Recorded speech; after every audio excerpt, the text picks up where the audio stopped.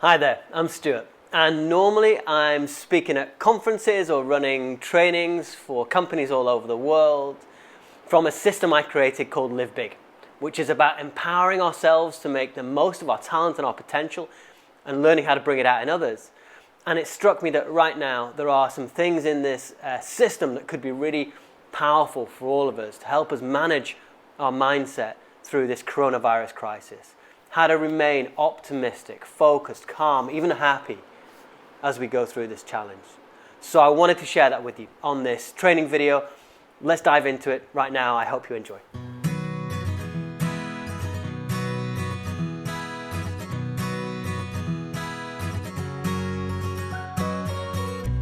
So yes, right now with coronavirus, we're facing something unprecedented, something incredibly challenging, but it is possible to manage our thoughts and emotions as we go through challenge like this. And it is possible that we might even learn and grow and thrive through an experience like this. If right now you feel sad or scared, or you're mourning the loss of freedoms, of health, of lifestyle, of money, even of people, then that's okay. However you feel right now is okay. And the situation is what it is. There's a ton of this that we can't control. And from that acceptance, we can choose to focus on things that might be more constructive. There is possibly reward in this time. Maybe you are in frontline services and it's incredibly scary, but the reward is the service.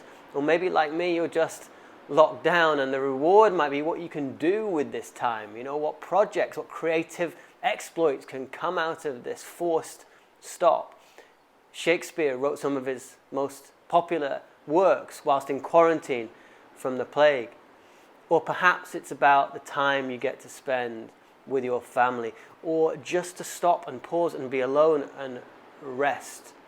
Or maybe you're one of those people who always says to your loved one, yeah, I'll get around to that when I've got time. Well, guess what? Now you've got time.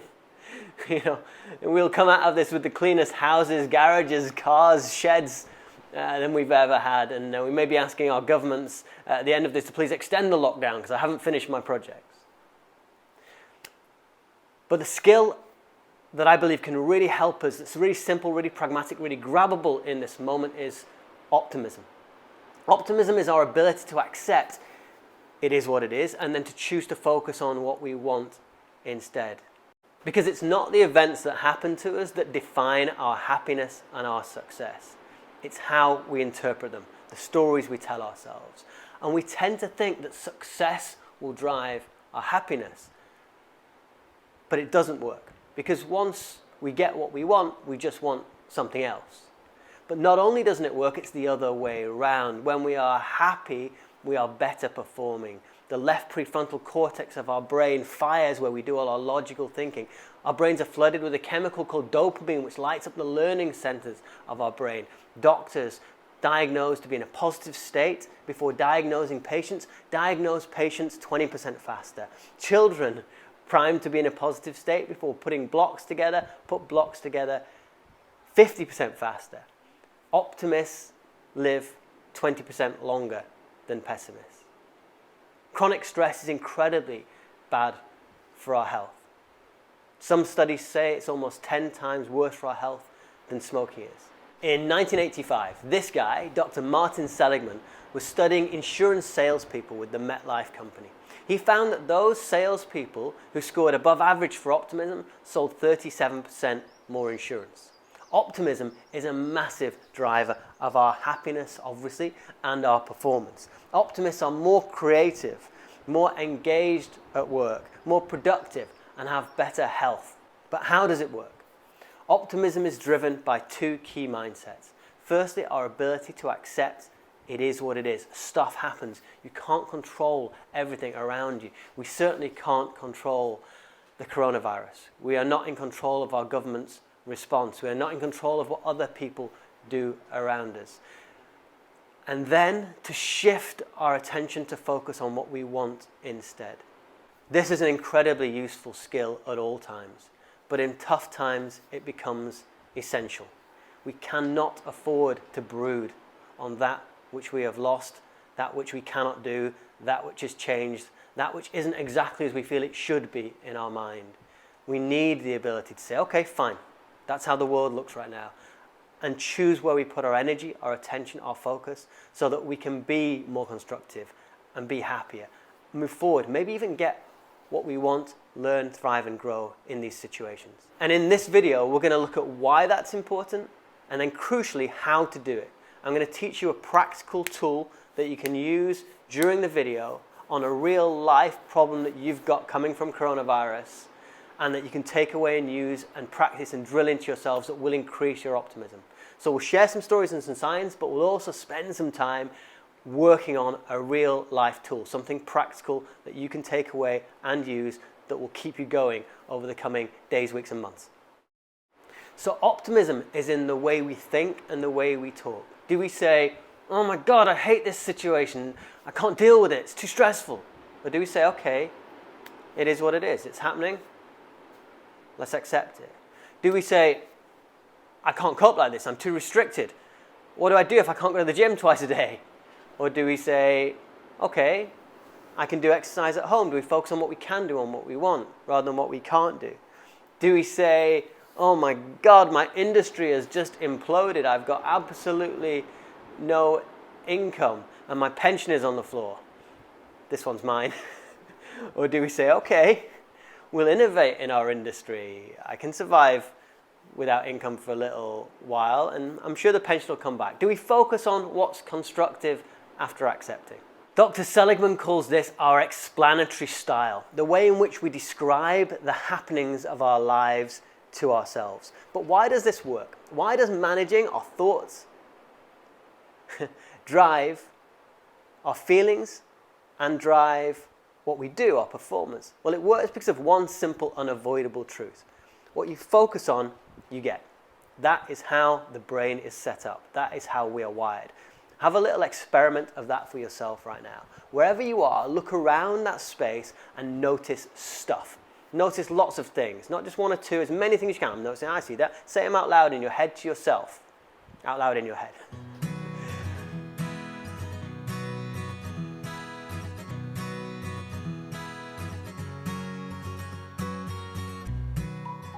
Okay, now look around the room again, or the space you're in, and this time look for things that are blue.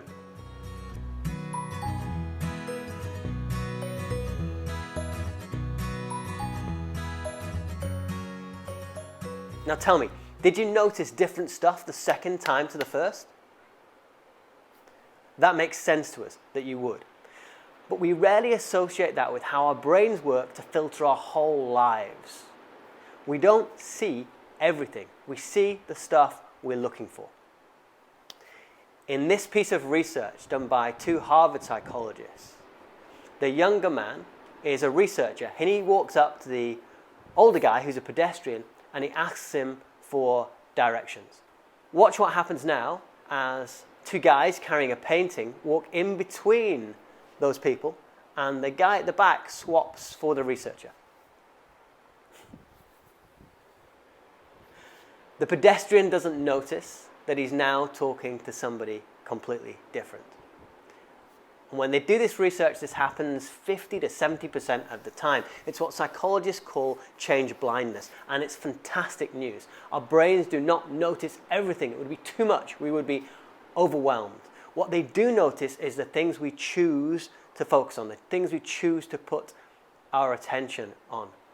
It's a part of the brain called the reticular activating cortex that filters everything that comes in through our senses and into our subconscious mind, and only alerts our conscious mind to those things we need to know. It's only 0.001% of all the things that come in through our subconscious that get alerted to our conscious mind. If you've ever wanted a new car, and before you got it, you were driving around in your old car, you would notice lots of the new car you wanted to buy on the road. You'd never seen that many before. You didn't realize it was so popular. That's your subconscious mind alerting to you to something that you're focused on. If you've ever come out of a long relationship, all of a sudden every song on the radio is about love. We do not see the world in cold, hard fact. We see it in a filtered, twisted way depending on where we choose to put our focus and our attention. The Derren Brown version of the door study is even more fun. Sorry, are you able to get to St Paul's from here? Yeah, you're welcome back.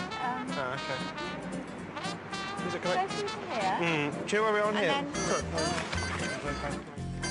Which direction do we go? hang on, let's get my bearings. Liverpool Street, right, okay, we Is that down in this direction there? are... Yeah, that road there is... So, this is the truth of our lives. The thing I wish I'd been taught at school. The thing that all human beings can benefit from staying aware of. What you focus on, you get. Where you put your attention, that's what you notice. That's where your brain and your senses guide you. That's where your imagination runs wild. So in this coronavirus situation, if you're focused on, I hate this is rubbish, I can't do this, my life is ruined, I can't cope with this, what will you notice? All the reasons why that's true. You'll just get more of it. If you're focused on, okay, this is crappy, but I got this. We can find a way through. We can work together. We can support each other. There could be growth and good things out of this. What will you notice? If you are needing to homeschool your kids at the moment, and you're focused on, I can't do this, I'm going to ruin their education, I'm not a teacher, what will you notice? How will you behave? How will you be around your children and your family? How will you feel about yourself? What you focus on, you get. But if you focus on, okay, I'm not a teacher, but it's good I can do this, so we can find some interesting things. Maybe they'll learn stuff off me they don't get at school, and let's enjoy this time together. What will you notice? How will you feel? What will your experience be? What you focus on, you get. And so optimism, given that, is our ability to accept our reality and to shift our attention to focus on what we want instead.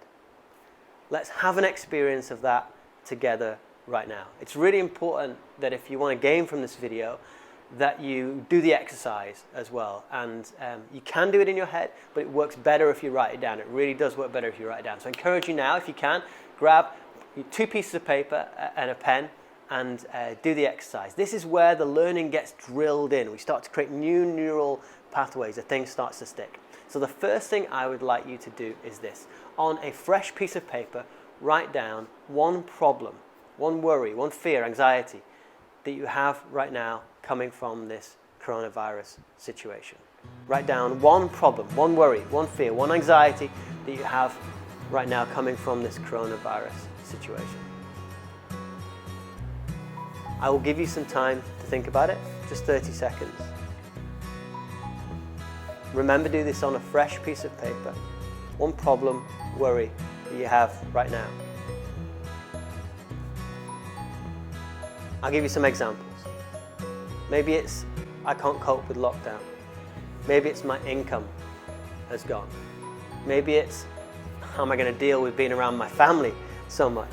Maybe it's, I'm not able to do this activity that I really like to do. Maybe it's that I have to be on the front line serving people medically or in other ways. Maybe it's a fear for your own health or a fear for the health of others. Maybe it's not seeing loved ones, friends, relatives. Maybe it's elderly parents. Whatever your problem is right now, and I know you may have many, just choose one. And one of the things that's interesting about this is, I've taught this a lot for over a decade to thousands and thousands of people all over the world, and often at this stage we make that quite generic. We've all got different problems. But right now, while our problems are different, we've all got some version of the same problem, right? How we're coping with lockdown, our fear about our own health, our fear about loved ones, our fear about our income and our economy and the future of our world. There's a remarkable amount of solidarity actually in the challenges we face, and I know we're all starting to feel that a little bit more right now.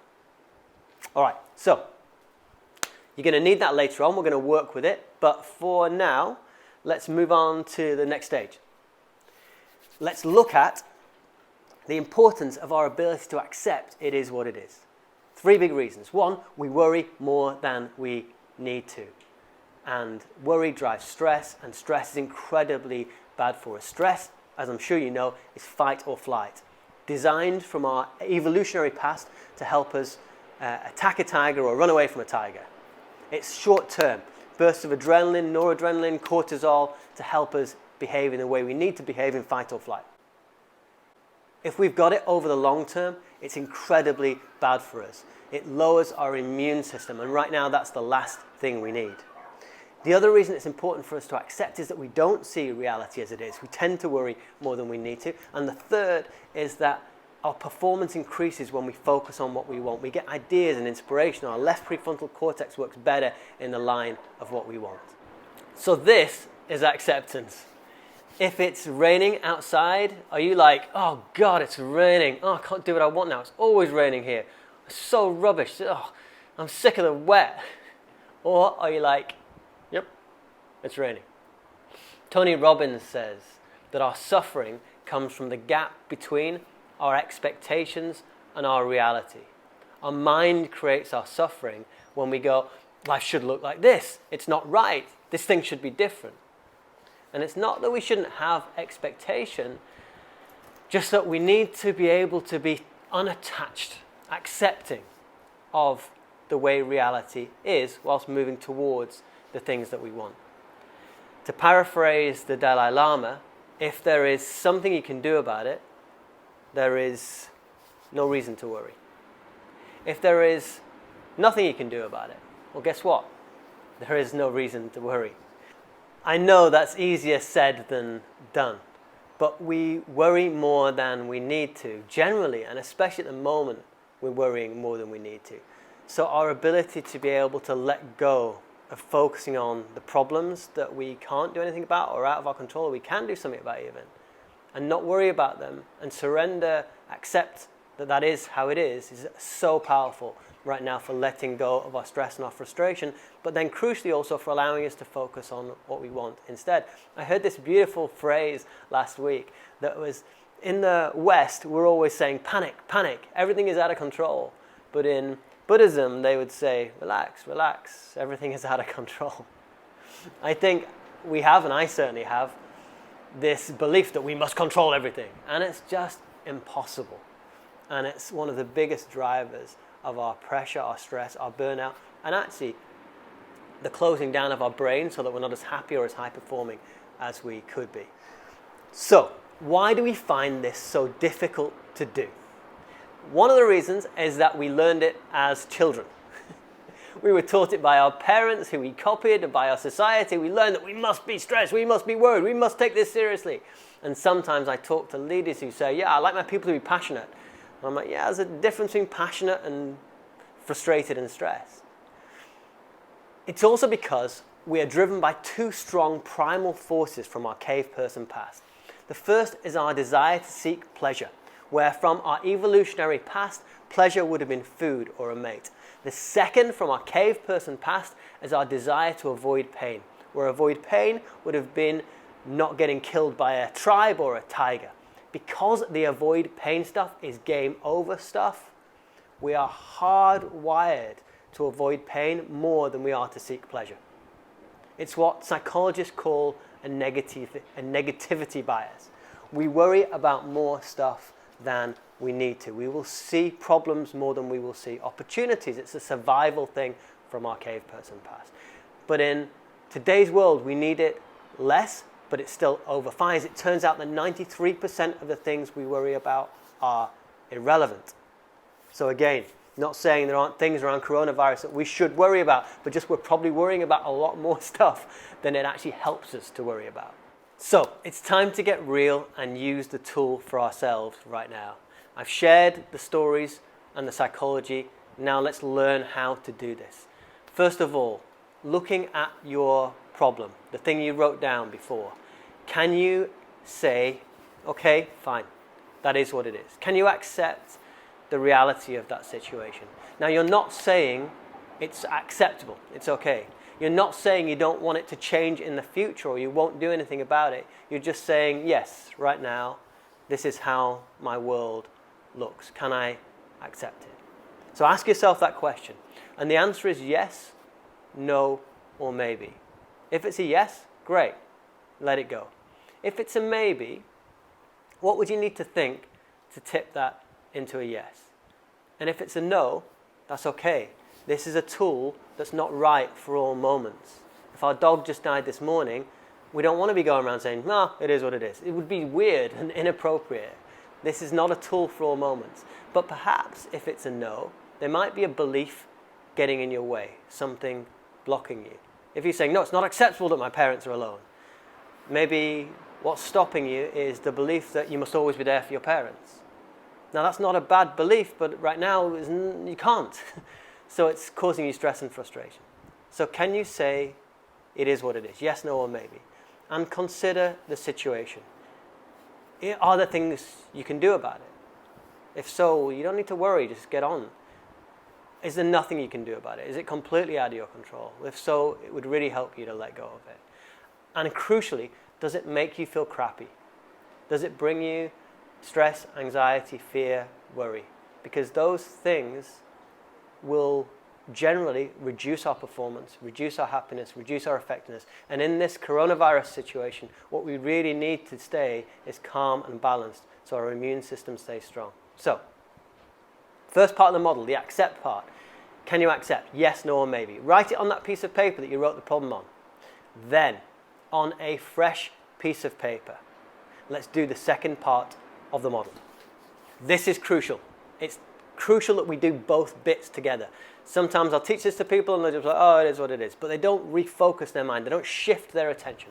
So the second part of the model is shift. Where do we shift our focus and our attention to? And I have learned over a decade of teaching this and 20 years of using it that there are 4 key areas to think about what you want in. So you shift your focus away from the problem to focus on what you want instead. And your focus means how you think and how you talk, where you put your attention. And the 4 key areas are, what do you want to think around this? What do you want your mindset to be? How do you want to feel around this? What emotional state do you want to take to it? What do you want to achieve in this situation? What might your goals, your outcomes be? And what do you want to do? What small steps could you take right now? Because the belief that our actions make a difference to our future is a big driver of optimism. And when we shift our attention from focusing on our problem to focusing on what we want, it's hugely empowering. So let's do this together right now. I'll talk you through it. There should also be a link in the bio section or the description section of this video to a worksheet that you can download and use and help walk you through this if it's more helpful. But you can do it just on your second piece of paper if you want. So you're writing this not on your first piece of paper with the problem on your second piece of paper. What do you want to think? What mindset do you want to take? What would be helpful? Rather than focusing on the problem, thinking about the problem, what do you want to think around this? Now maybe if your problem is, I can't cope with lockdown, I'm not getting any exercise, I can't deal with it. You want to think, okay, I can do this. I can find a way. Maybe if the thought is, this is just so scary. Maybe the thing you want to think is, okay, this too shall pass. Maybe if your worry and your thinking is, how am I going to make money? What's going to happen with my business? Maybe what might be more helpful right now is, it's a time to innovate. Let's see what we can do. Let's see what we can create.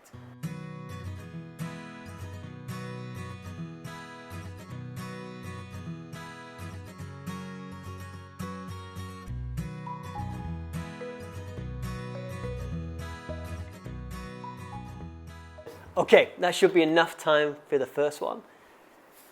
The second one, what do you want to feel? Choose your emotional state. Now, I know it doesn't always feel as easy as that to click into an emotional state, but what you focus on, you get. How do you want to feel around the situation? Do you want to feel calm? Do you want to feel prepared? Do you want to feel excited? Do you want to feel in service? Do you want to feel happy? Do you want to feel motivated? How do you want to feel? Doesn't have to be that you feel scared. And if you've put down, I want to feel less worried, try to flip that into a positive emotion, like I want to feel calm, or I want to feel rested. I want to feel relaxed. I want to feel connected to my family, my children, my community. Okay, write that down.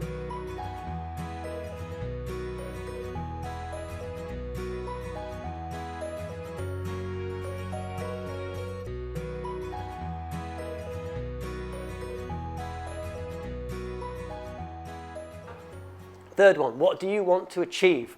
What are your goals in this situation? Now, maybe your goal is just to relax and feel okay. Maybe your goal is to serve my community at this time in the best possible way I can. Maybe your goal is, like it is for me, I want to create some things that can really help the world digitally through this enforced downtime. Maybe your goal is to really rest, to pause, to stop. What do you want to achieve rather than the problem? What would good look like? How would you know when you'd got to a place that felt like it was a success in this situation? Now, not each of these four is relevant for every problem, but have a play with each of the four.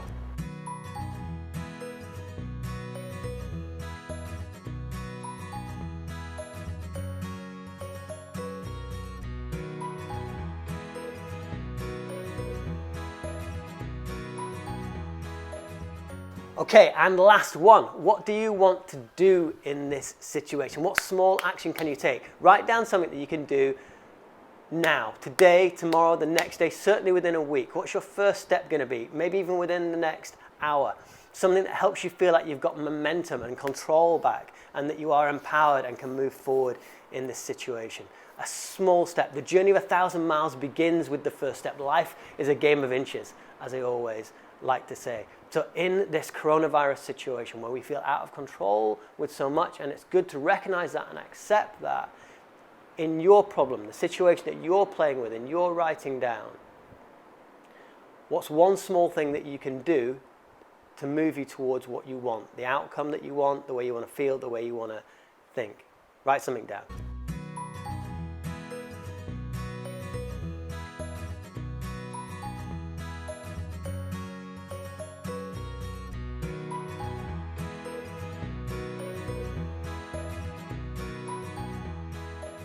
Okay, look, I really hope this makes sense.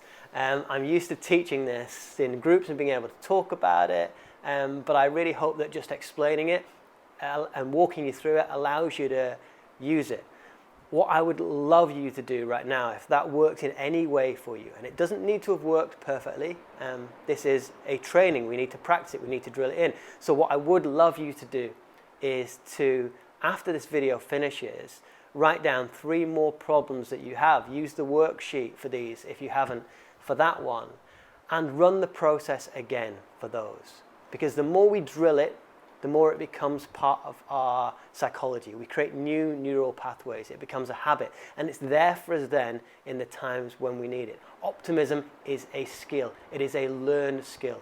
And if you want to become stronger at staying optimistic, happy, calm, focused, through this unprecedented time, this coronavirus crisis, then this is a good skill to practice.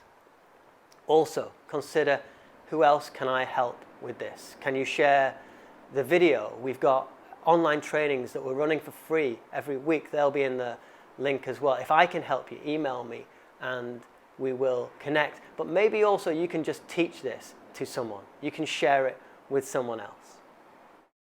Okay then, that's it.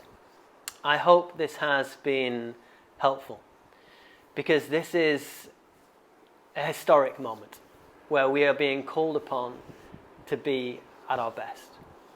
And when we look back on this moment after it has passed, and it will pass, then we want to be proud of ourselves, don't we? We want to be proud of how we showed up, how we were able to manage ourselves and deal with ourselves through this crisis. Our ability to tame our thoughts and emotions and show up still as the best version of us. We want to be proud of our ability to continue to be kind to those around us, to our family, to our friends, to our colleagues, to the people we run into. We want to be proud of how we thought of our communities first and of the greater good, and were able to make decisions and act in a way that was for everyone's best interest. And we perhaps want to be proud of our ability to learn and grow through this time of change and challenge. I wish you luck and happiness. Thank you very much.